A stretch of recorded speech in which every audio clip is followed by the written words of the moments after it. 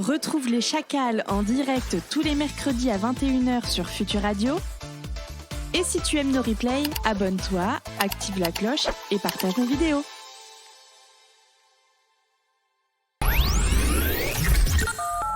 Pour réagir à l'émission des Chacals en direct, appelle le 01 83 62 07 48. Allô les Chacals. En plus, c'est même pas surtaxé. C'est la classe. Les Chacals. Et ouais, donc allez-y, appelez le 01 83 62 07 48, touche 1, vous arrivez au standard et vous pourrez poser vos questions à Charles. Mais du coup, pour commencer, nous on a les nôtres de questions. Ah bah oui. Et alors pour commencer, Charles, je vais te laisser te présenter, qui tu es, ta chaîne YouTube, qu'est-ce que tu fais, etc. Voilà, la parole est à toi. Ok, et écoute, du coup je m'appelle Charles, je fais pas mal de vidéos sur YouTube, plutôt dans les thématiques on va dire voyage et tech, en tout cas tech orienté matos, photo, vidéo. Je fais aussi des tutos, toujours pareil sur la vidéo, sur comment faire de belles vidéos, surtout de voyage on va dire. D'accord. Et puis ça fait on va dire 2 ans que je me suis vraiment remis sur YouTube quand même assez à fond presque on va dire.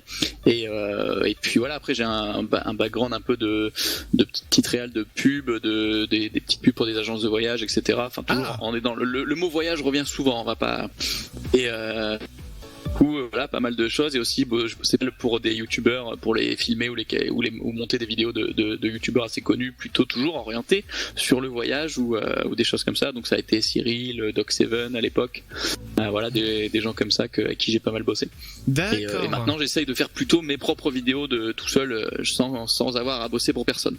Voilà un peu le programme. Ouais, et justement, qu'est-ce qui t'a amené à monter ta propre chaîne, l'idée de faire tes propres vidéos ou pourquoi ta chaîne n'est pas être restée avec les autres youtubeurs? Et en fait, ça fait très longtemps. Enfin, ça fait vraiment depuis 2010 que je fais des vidéos sur YouTube. Avant, c'était vraiment orienté jeux vidéo, c'était Call of Duty et compagnie. Il y a vraiment 7-8 ans, tu vois, il y a très très longtemps. Et ça fait 2 ans vraiment que je me suis remis, tu vois, en mode sur les thèmes qui me touchent plus, donc la vidéo, le voyage, tout ça. Et c'est juste la volonté d'essayer de créer tes propres projets de A à Z et de pouvoir les mener à bout, de trouver des sponsors, etc. Mais sans avoir à bosser pour quelqu'un et de bosser pour toi-même au final. Et du coup d'essayer de te faire de réussir, mais juste par soi-même et pas pour quelqu'un, parce que c'est cool aussi, ça peut être gratifiant, tu vois, mais je sais pas, j'avais une envie d'essayer pour mes propres projets un petit peu, et donc voilà un peu la volonté qui m'a mené à ça, quoi. Mais après, on ça porte ses fruits. Et ça porte ses fruits. Pour l'instant ça va, ça se passe bien. Alors du coup, on le voit, on le ressent surtout quand on regarde tes vidéos. T'es un vrai passionné, et cette passion de la photo et de la vidéo, c'est depuis quand? Ça fait peut-être 7 ans, 6-7 ans. Comme je disais juste avant, en fait, j'ai commencé vraiment sur les jeux vidéo, tu vois, à faire des montages. Je sais pas si vous avez connu cette époque, mais c'était le début un peu de YouTube en France. Ça commençait, les premiers podcasts et compagnie de Cyprien, Norman, tout ça. On est dans le vieux là, vraiment. Et t'avais une grosse communauté sur Call of Duty, donc on faisait des montages, tu vois, de gameplay, etc.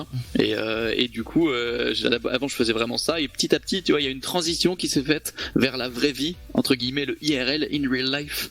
Et et du coup, en fait, c'est là que c'est vraiment venu en mode, faire de l'image, ça je sais pas, ça me procurait une joie, j'étais trop motivé à faire ça, j'ai adoré ça, et de plus en plus, au début, j'étais dans les effets spéciaux, la 3D, il y avait vraiment plein de choses, et j'étais un peu perdu. Et après, c'est genre vraiment en post-bac que je me suis dit, ah ouais, en fait, ok, c'est faire réaliser des vidéos, des films, juste capturer de la belle image et voyager aussi, c'est vraiment les trucs qui me sont venus comme, en fait, c'est ça que je veux faire, quoi. Ouais, donc ça fait peut-être 5 ans. Vraiment une passion, quoi, en définitive. 5-6 ans, ouais.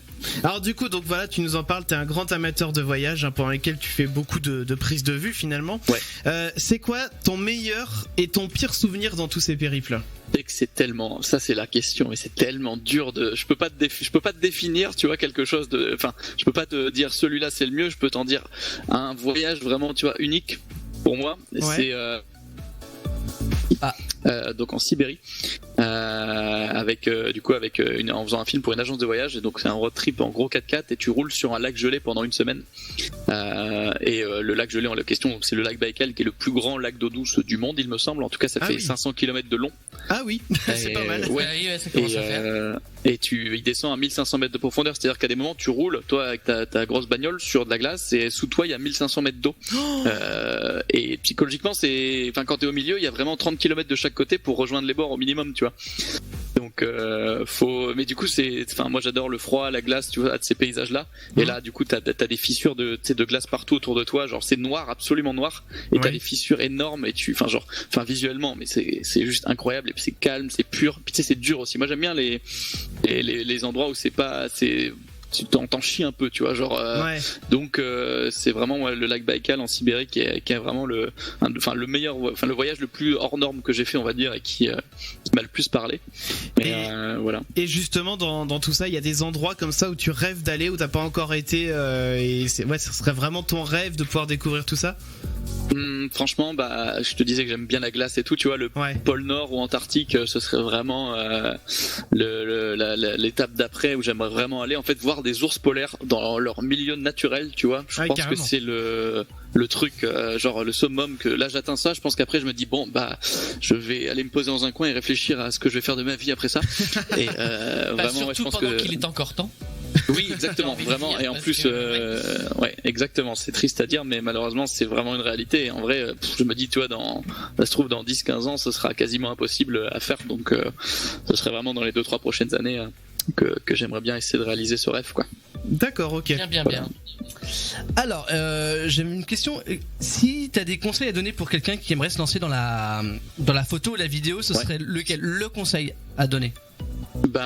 C'est toujours, c'est très vaste, mais en fait je pense que c'est d'essayer de pratiquer. En fait, pour moi, tu peux avoir l'impression que tu vas aimer quelque chose, mais tant que t'as pas vraiment essayé, tu peux pas en être sûr. Donc déjà, si tu veux vraiment essayer de te lancer, c'est de pratiquer à fond, d'essayer de faire des petits films, du coup photos, vidéos, mais en tout cas d'essayer de faire soit des photos, soit des vidéos de ton côté, et avec des potes, ou trouver des petits, même si tu veux te lancer un peu en pro, trouver des petites entreprises dans ton coin, tu vois. Il y a toujours plein de gens qui sont en manque, qui aimeraient bien avoir ça, et en faisant, tu vois, des échanges de bons procédés, et en trouvant des façons de le faire fun, tu peux essayer de pratiquer, de te lancer vraiment là-dedans et de voir si c'est vraiment ce que tu veux faire.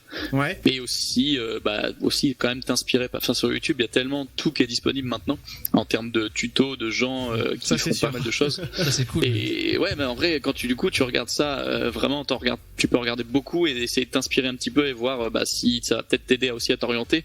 Et il faut jamais recopier complètement, ou alors de rajouter ta touche perso, tu vois. C'est ça qui est un petit peu, mais il y a pas de le conseil parfait. C'est vraiment de se lancer, et de pas avoir peur de prendre un peu de risque, et de demander aux gens de l'aide, et parce que les gens la plupart des gens vont vouloir t'aider, être sympa avec toi, et du coup c'est ça qu'il faut trouver les bonnes personnes aussi avec qui t'allier. Tu vas trouver des gens c'est pour ça que par exemple je dis que les écoles de cinéma, je suis pas fan, à moins il y en a quelques-unes qui sont très bonnes sûrement, mais c'est surtout parce que ça te donne un cadre avec des gens qui sont aussi motivés, et du coup pour faire des projets en dehors de l'école, c'est parfait, parce que si tu connais personne, là ça te donne vraiment des fois toute une promo complète qui est prête à faire des projets et tout, et du coup c'est là que c'est intéressant, et que ça te permet de vraiment tester des choses et voir si c'est vraiment ce que tu veux faire, quoi. D'accord, comme ça fait plein de bons conseils pour tous ceux qui aimeraient se lancer. On a une question aussi qui est arrivée sur Twitch. Oui, ce qui est justement en rapport avec ça, c'est Indie Razg qui nous demande si tu prends des gens en stage, si tu serais prendre quelqu'un en stage sous ton aile. Alors les gars, exclu incroyable, attention, tout. J'ai un stagiaire d'ici un peu plus d'un mois qui va arriver. Le premier, c'est un grand pas d'un côté. Ça paraît genre c'est un stagiaire, mais en fait pour moi c'est genre, parce que je suis tout seul et je galère des fois à faire des tournages et tout, parce que tout seul c'est la mort vraiment d'organiser des choses. Donc là on sera deux. Du coup d'ici un mois je prends quelqu'un pour 2 mois et demi, et peut-être après continuer à bosser un petit peu avec lui, mais en tout cas tester, voir comment ça va se passer. C'est pour le coup. C'est super. Quelqu'un que t'as connu comment? Écoute, justement c'est le truc, tu vois, de se lancer, de prendre un peu des mini prises de risque. En gros j'ai jamais demandé, tu vois, j'ai jamais dit je cherche un stagiaire, mais je reçois de temps en temps des candidatures ou quoi, et ce gars-là il m'a envoyé une candidature vidéo, il a fait une vidéo dédiée, donc déjà et surtout c'était pas malaisant, ça c'est ça qui est important, quoi.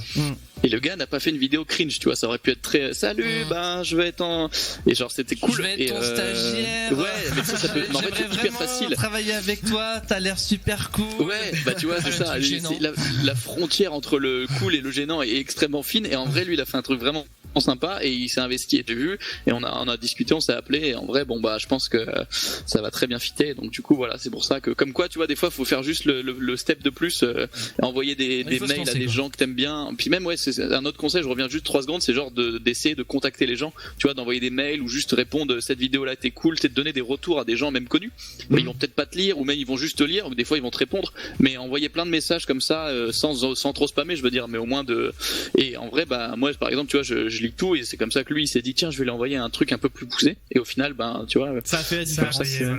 Ça fait la différence, exactement, se démarquer. Voilà, se démarquer, voilà, c'est ça le mot. Exactement. Mathieu. Oui, est-ce que tu as un gros projet sur les rails?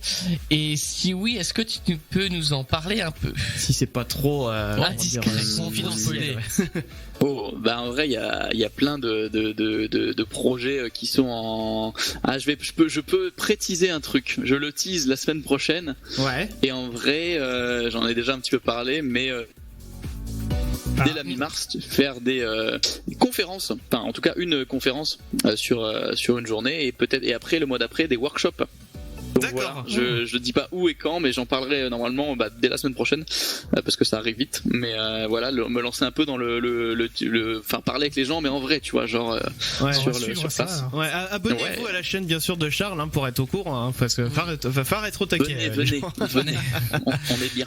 Alors on a eu des questions sur Twitter qui est arrivé aussi dans la semaine, donc je vais les poser maintenant.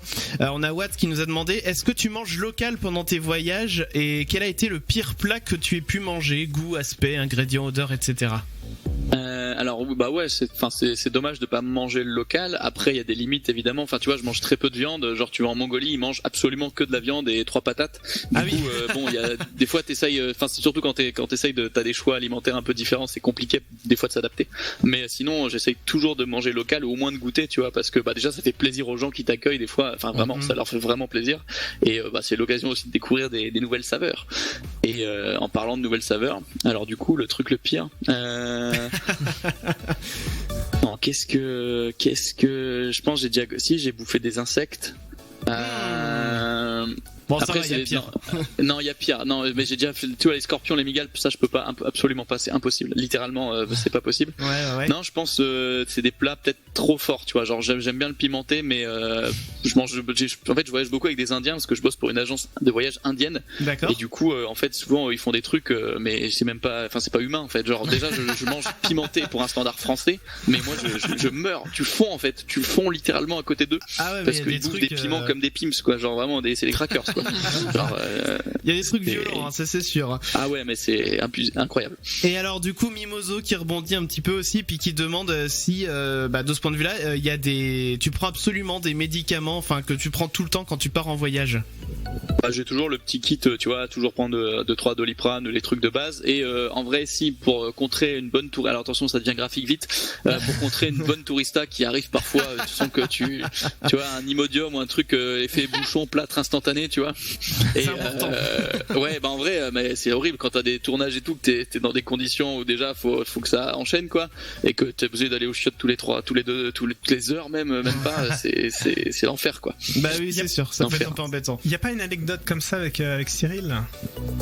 Si, en vrai, tu vois, voilà, ce jour-là, j'avais pas d'Imodium, mais est-ce que je peux alors attends, j'essaye de la faire en résumé extrêmement rapide, mais en fait, avec Cyril, il y a un peu plus de 2 ans et demi, on a fait le Machu Picchu, donc au Pérou, et la veille, j'ai eu le malheur de manger un avocat qui était pas du tout frais. Il avait l'air frais sur le papier, mais lui, en fait, avait pas mangé au même endroit que moi. Genre, on s'était séparés pour se balader, et en fait, lui a échappé. Et moi, le lendemain, j'avais une chiasse, mais monumentale. Genre, littéralement, tu vois, c'est trop parti vite graphiquement là, mais tu vois, j'ai fait le petit P sympa devient vraiment, je me chie dessus littéralement. Et au moment où tu t'apprêtes à grimper une montagne et genre à marcher toute la journée en plein cagnard, il y a pas de toilette en haut, et j'ai pris un rouleau de vécu avec moi, tu vois, et en vrai j'ai eu la chance je me suis vraiment concentré, j'étais pas bien, j'étais tout blanc et tout, mais je n'ai pas eu de soucis, je n'ai pas eu à aller dans les arbres dans la jungle à un moment pour mais c'était pas le meilleur moment pour avoir ça, quoi. Bien sûr. C'est pas le moment, comme dirait la chanson. Alors, on a quelques questions qui étaient arrivées sur les réseaux sociaux, sur Twitch entre autres. Du coup, je vais laisser les préposés à Twitch nous donner les questions. Qui on avait alors, est-ce que du côté de Clem, de Paul, comment ça se passe? Vous me dites. Oh bah Clément, je pense. J'en ai une autre alors qui était arrivée de Indirask sur Twitch qui dit encore une question pour Charles. On m'a donné un Fujifilm X-T1. Est-ce que c'est un bon appareil en sachant que je ne suis pas pro? Alors là, alors déjà Fujifilm je connais très peu. Ils viennent de, enfin je sais qu'ils ont sorti récemment des trucs. Enfin pour le prix c'est genre incroyable. De l'XT3 et XT4 notamment qui viennent de sortir aussi. Mais alors le XT1 du coup, j'en ai aucune. Je pense que oui, clairement parce que bah ça doit être c'est un modèle qui doit pas être tout récent. Enfin peut-être qu'il a 3, 4, 5 ans. Mais pour commencer et tout, je pense que c'est déjà très bien et déjà apprendre à maîtriser un truc qui est pas forcément le plus évolué avant de passer à quelque chose. Et je pense que c'est important de maîtriser les choses un peu plus basiques avant d'aller sur du matos trop avancé quoi. Voilà, comme ça la question, la réponse pardon est relayée je pour. Je ne vous entends plus. Je me déco, je me reco, je reviens. Désolé. D'accord. Non mais ce soir c'est un peu la pagaille. J'ai l'impression. Ouais. J'ai l'impression que sur c'est Twitch. Le coronavirus. Ouais, c'est bon, exactement. C'est bon, Charles. Effectivement, le coronavirus, il doit y être pour quelque chose. Hey, il a infiltré Mumble, Twitch et tout ça. Il est arrivé à Angers là, c'est bon, on est foutu. Merde. Ça va, nous on est un peu plus loin, on est à Nantes. Ouais les gars, vous avez vraiment 2 jours d'avance quoi. Si vous êtes à côté. Hein. D'ailleurs Damien, tu dis que t'as chaud, t'es sûr t'as pas de fièvre, c'est bon. Hein, non, franchement c'est le costume, c'est sûr c'est le costume. Alors on aime bien demander à nos invités à qui ils sont abonnés sur YouTube. Qui est-ce qu'on peut trouver dans tes abonnés à toi? Alors sans doute j'imagine les autres membres de la Redbox, mais en dehors de ces membres là, est-ce que t'es abonné à d'autres chaînes? En fait je regarde vraiment beaucoup de choses, même des fois beaucoup trop de choses. C'est quand même pas mal des chaînes qui vont être axées filmmaking et faire de la vidéo etc, mais pas trop de français. Enfin j'en suis quand même, par tous les français principaux je les suis parce que au final on se connaît, donc évidemment c'est des potes pour la plupart et du coup je les suis quand même bien sûr, mais je suis plutôt sur des chaînes américaines, qui a vraiment en fait même si tu parles pas beaucoup anglais, il y a vraiment plein de chaînes où tu peux en même temps du coup apprendre un peu plus l'anglais et qui sont hyper intéressantes. Alors les plus connus, il y a Peter McKinnon qui est vraiment dans les plus connus, c'est un peu la rockstar à ce niveau-là, mais il y a plein d'autres chaînes comme Chris Howe, Lizzie Pierce, tu as Matty Apoya, il y a vraiment plein de chaînes qui sont ultra intéressantes. Potato Jet, Potato Jet c'est un mec ultra marrant qui fait des reviews tu vois de matos, mais genre il est bon. Ouais. Il s'y connaît à fond et en plus il est vraiment drôle de base, donc en fait tout est rempli, tu vois, toutes les cases sont cochées. Ouais, c'est super bien ça.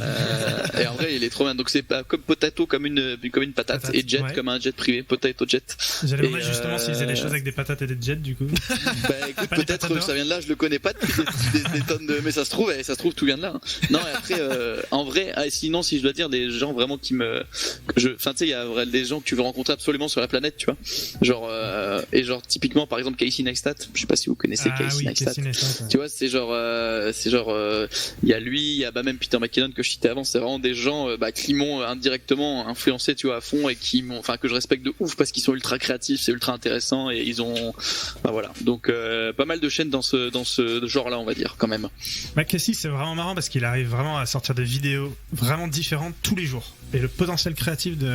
Ouais, c'est incroyable en fait à partir de peu de choses d'arriver à sortir des trucs qui sortent justement de l'ordinaire alors que pourtant il filme l'ordinaire des fois. C'est exactement ça.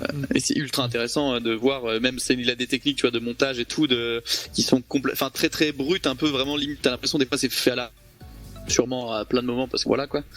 Mais c'est hyper intéressant à ce niveau-là. Je ne vous entends plus à nouveau. Mais là vous parlez pas. Allô. Non il est reparti. Non, décidément. Il est violent ce virus. Ah ouais, le coronavirus c'est très violent en ce moment. Alors c'est bien parce que Charles, on a pu entendre ta réponse jusqu'au bout. Est-ce que toi tu nous entends? Non. Ah non, il est reparti. C'est bien, on peut surveiller en même temps Clem, ce qui se passe. Voilà. Moi je fais la boucle. Alors Charles est en train de revenir. C'est bon. Je suis de retour, j'ai dû tout couper, c'est compliqué. Je sais pas pourquoi, mais ça va plus là. Alors nous on a pu entendre ta réponse jusqu'au bout, donc ça c'est très bien. Trop bien. Alors du coup on va repartir du côté des auditeurs. Il y a Mimoso qui avait demandé. Alors quelle est ta pire anecdote concernant une prise de vue avec un drone? Est-ce que genre il y aurait eu trop de vent, une interdiction, un drone cassé, etc. Qu'est-ce que t'as pu avoir Ouais, bah alors des zones, enfin maintenant à l'étranger j'en ai vraiment, enfin je fais toujours attention quand tu voles, enfin si tu suis trop les restrictions c'est impossible, tu fais rien, vraiment c'est tellement mal foutu que bon clairement en toute honnêteté tu t'avances pas et tu fais absolument rien. Après c'est important de toujours, je le dis quand même, de faire attention, de pas voler au milieu des gens n'importe comment, mais après je respecte jamais les restrictions ou très peu parce que sinon bah encore une fois voilà tu t'es toujours dans des zones au final où t'as pas forcément le droit. Après bah il y a quelques crashs, hein, on va pas se mentir.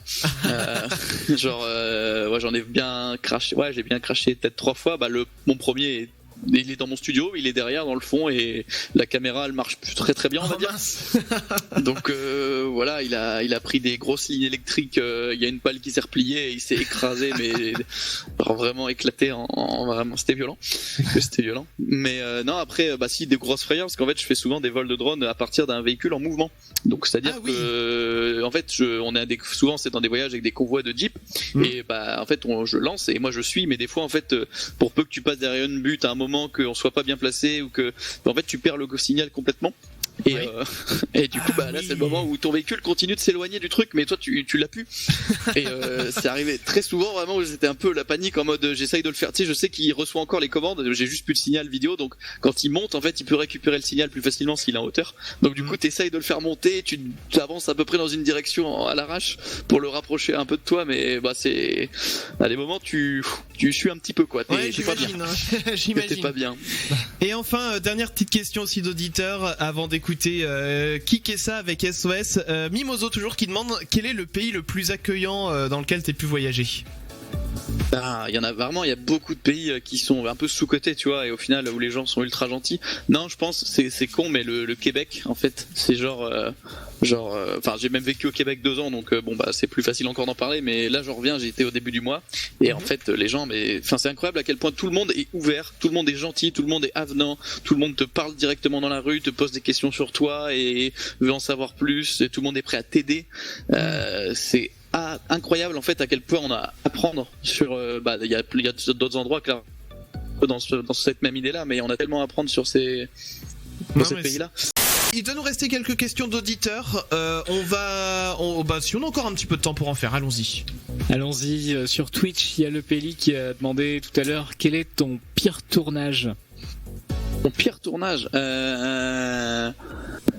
est-ce qu'on a... Bah écoute, j'en parlais tout à l'heure avec Cyril, juste vraiment, parce que là il est venu se ranger aujourd'hui, et juste avant j'étais avec lui avant l'émission, parce que ça fait longtemps qu'on s'est pas vu, et on parlait, il m'a rappelé un souvenir d'un tournage, mais pour un genre de pas un micro-trottoir, une caméra cachée qu'on avait fait sur sa chaîne à l'époque, genre au but de Chaumont à Paris, et vraiment, mais que sur des gens hyper chelous, il y avait une mamie, on avait filmé, elle avait dit oui d'abord en mode est-ce ça vous dérange pas quand vous filme, etc. Et comme elle savait pas, elle comprenait pas YouTube, elle avait peur que ça finisse je sais pas où, et du coup après elle nous suivait, elle nous prenait en photo, c'est-à-dire que vraiment elle était avec son téléphone tu vois, et elle nous suivait, il y avait le flash en plein jour et tout, tu vois, elle nous prenait en photo, puis on disait mais madame ça sert à rien, elle était hyper énervée, et on était tombé que sur des gens hyper chelous, ça s'était pas hyper bien passé tu vois, et c'est pas en fait je cherche en même temps le pire tournage tu vois, le pire, et j'ai pas de... Ouais, c'est déjà pas mal hein. Ouais, c'est vraiment, c'était chelou, mais à l'étranger, non, il y a eu sûrement des trucs un peu hardcore, mais bah le pire tournage, si pour moi, c'est tout ce qui est pays ultra humide aussi. En vrai, genre les forêts en Guyane, c'est la mort. C'est ultra cool, mais en fait, tu meurs intérieurement, tu fonds, tu coules de partout toute la journée, tout le temps. T'as de la buée dans les lunettes, t'as genre vraiment, c'est pas agréable comme condition. Ouais, voilà, ça doit pas être agréable. Je peux comprendre. On a un petit peu de temps pour cette fin d'émission. Je crois qu'on peut encore reprendre quelques questions d'auditeurs, quelques questions. Voilà, vous me dites, hein, Clem, Paul qui sont sur Twitch, regardez. Une question qui dénonce alors. On peut reprendre. Oh là, allons-y. Une question de Nisaya qui était passée sur Twitch tout à l'heure et qui demande, tu gagnes combien par mois, Charles? Bah écoute, pas assez. Non en fait, c'est vrai. Non en fait, je veux pas vous donner de chiffres précis, mais non, faut comprendre en fait les gens. Enfin en général, pour généraliser sur YouTube, vraiment. Des fois on entend des sommes etc passer, mais en fait il y a tellement de coûts de frais derrière en fait, juste de par le fait déjà de gérer une boîte, d'avoir tellement d'abonnements, de comptables, enfin genre ça coûte très vite très cher, de nombreux salaires aussi souvent. Et du coup en fait même moi, ma plus petite échelle, tu vois, c'est genre là je me suis vraiment lancé à fond sur YouTube et je fais beaucoup moins de prestations en externe et c'est compliqué d'amener le montant nécessaire tous les mois, tu vois, pour se tirer un petit salaire et pour payer toutes ces charges, etc. et tous les frais qui sont liés à déplacement, abonnement, etc. Voilà, donc il faut pas forcément considérer en fait ce que gagnent complètement les vidéastes, faut aussi considérer que voilà, il y a des frais, beaucoup de frais derrière. Puis la France en prend beaucoup aussi, hein, on va pas se mentir, énormément même. Paul. Alors, tu vas pouvoir encore balancer à nouveau sur tes collègues de... Ah, voilà, super. Balance ta Redbox encore. Balance ta Redbox. Qui est le plus gros voyageur? C'est gentil, ça. C'est moi du coup, ça va, je m'en sors bien. Non, c'est en vrai. Du point de vue vidéo, c'est vrai effectivement que les voyages... Cyril a fait pas mal, tu vois, mais en ce moment moins parce qu'il est sur d'autres projets. Non, je pense du coup je gagne celui-là, ça va. C'est moi. Très bien. J'en ai à peu près 2 là. En fait, oui. Il y en a 2 que je peux regrouper là tout de suite parce qu'on en a reçu une de Mimi en privé par message par l'appli et une autre qui est tombée dans Twitch là qui parle un peu de musique. Donc quel est ton style de musique préféré? Est-ce que ça t'inspire dans ton travail? Alors après, oui, mais je vais pas écouter les mêmes musiques, tu sais, rarement en tout cas quand je suis genre en transport. Enfin, j'écoute très peu de musique déjà de base par rapport à la plupart des gens, je pense. Genre si je suis dans le bus ou quoi, ou en transport, en avion, etc., je vais écouter un peu. Mais ça va pas forcément être des musiques que j'utilise en vidéo, tu vois. Parce que en plus souvent les musiques que j'utilise en vidéo, c'est des musiques que j'ai sur des sites avec des abonnements parce qu'il me faut une licence pour les utiliser. Donc c'est pas les musiques mainstream qu'on entend trop sur Spotify ou quoi. Mais en style de musique, je sais pas comment ça se définit. En fait, j'ai même pas le terme pour définir ce que j'écoute, le genre précis. Un peu électro chill, tu vois, on va dire. Ouais, c'est sympa ça comme chanson, comme style. Ça, c'est vrai. Que ouais, c'est sympa. Voilà, tu es posé et des fois c'est à faire avec des trucs qui partent un peu plus. J'aime bien en ce moment aussi Gesaffelstein. J'ai découvert, c'est pareil, c'est ultra connu, mais j'ai découvert il y a pas longtemps au final et ça me met une patte, ça me donne envie. Tu sais, j'ai mon casque anti-bruit à fond et j'entends rien dans la rue. Je suis avec ma musique qui, pour ceux qui connaissent Gesaffelstein, ça envoie vraiment de la patate très très sévère, tu vois. Oui, et t'es dans la rue, t'as juste envie de pousser tous les gens et vraiment, ça te donne des pulsions. C'est un peu bizarre, mais c'est marrant le matin quand t'es pas réveillé, tu vois. Mais, ça donne la pêche. Hein. Ah bah ouais, là, franchement, avec un bon casque, c'est nickel. Ouais, j'imagine bien le dos. Je fais une petite parenthèse. Donc, on a des petits soucis de liaison. Donc, si bien que Charles, du coup, s'est transformé en Daft Punk. Mais ça reste quand même intelligible. C'est officiel. Voilà, donc tu vois, Guido, même Christo, et puis l'autre, là, j'ai oublié son nom. Pourtant, c'est lui qui avait le nom le plus simple. Bah, du coup, en fait, c'était Charles depuis le début. C'est le grand reveal, c'est ce soir avec les chacals, voilà, tout est dit. Écoutez, j'avoue tout. Non mais ça va, on arrive quand même à comprendre, mais voilà, le son il est un petit peu haché, donc on va faire avec pour cette fin d'émission. On a une dernière question qui est arrivée, je crois, sur Twitch. Pareil, vous me dites Clem et Paul, c'est vous qui êtes derrière les réseaux. Alors, est-ce qu'il t'arrive de travailler chez toi et non à la Redbox? Alors on sait que tu viens d'arriver à la Redbox, peut-être avant, je sais pas non plus comment tu travaillais. Justement, en fait, le problème que j'avais avant, c'était que je travaillais chez moi, ou en transport, ou quand je suis pas chez moi. Je veux dire, je bosse évidemment dans des cafés, etc. Mais quand je rentrais de voyage et tout, j'étais chez moi, et c'est un peu un problème parce que quand t'es tout seul et que t'es chez toi, et que t'as personne un peu pour te juger sur ce que tu fais, et du coup, des fois t'as pas envie, il y a personne qui va te juger, donc en fait c'est un peu compliqué des fois de se motiver quand t'es pas le bon jour, quoi, et aussi de découper aussi un peu plus vie pro et vie perso, et là ça marche mieux, du coup c'est plus facile. C'est beaucoup plus sain aussi d'un côté, tu vois. Je rentre le soir, je me pose, et à part aller checker un peu les réseaux sur mon téléphone, je vais pas non plus ou des fois ça me prend à minuit de bosser 1 heure sur un truc parce que j'ai envie, mais en général je laisse mon ordi, tu vois, à mon studio, comme ça je me force à me couper quasiment, et c'est beaucoup plus agréable. Après des fois je vais bosser un peu de chez moi aussi, évidemment, parce que quand t'as envie, autant en profiter, quoi. Quand t'es motivé, faut pas hésiter. Et voilà, comme ça c'est dit. Puis en plus, si t'as la chance de pouvoir faire du télétravail, c'est bien pratique. C'est vraiment une chance, hein. Eh bien, Charles, c'est là-dessus qu'on va pouvoir terminer cette émission. On va te dire un grand merci d'avoir été avec nous ce soir, même si on a eu quelques petites difficultés de liaison, mais dans l'ensemble, ça s'est quand même bien passé. Donc voilà, on va te remercier. Tu reviens quand tu veux. T'es ici chez toi. Merci, ça fait plaisir. Et désolé pour la petite voix de robot, c'est un style un peu que je me donne, j'essaye. Mais... Bah ça marche bien. Sur tes vidéos, tu peux tenter maintenant. Voilà. Je suis pas sûr. Je vais faire un preset Daft Punk. Donc en tout cas voilà, merci d'avoir été avec nous. Et puis je leur dis, comme j'ai dit tout à l'heure, si jamais les autres membres de la Redbox veulent venir défendre leur bout de gras, comme on a fait le jeu tout à l'heure, balance ta Redbox. Je vais me faire déjà taper dessus demain. Donc, je vais faire tirer dessus avec des nerfs. T'as pas beaucoup balancé. Enfin, je trouve que t'as beaucoup balancé sur toi. Bah en vrai, mais il y a beaucoup de questions qui au final tombaient sur moi. En vrai, donc. Mais voilà, t'as pas balancé sur toute l'équipe et à chaque fois sur eux. Non, mais ça pourrait être intéressant par contre d'avoir justement l'avis de quelqu'un d'autre de la Redbox, voir s'il dit les mêmes choses, tu vois. Ouais. Ça pourrait être intéressant. Attention, chacun connaît on se connaît tous plus ou moins différemment. Il y en a qui ont plus d'affinités avec d'autres personnes, etc. Donc en vrai, tu peux peut-être avoir des réponses qui sont différentes.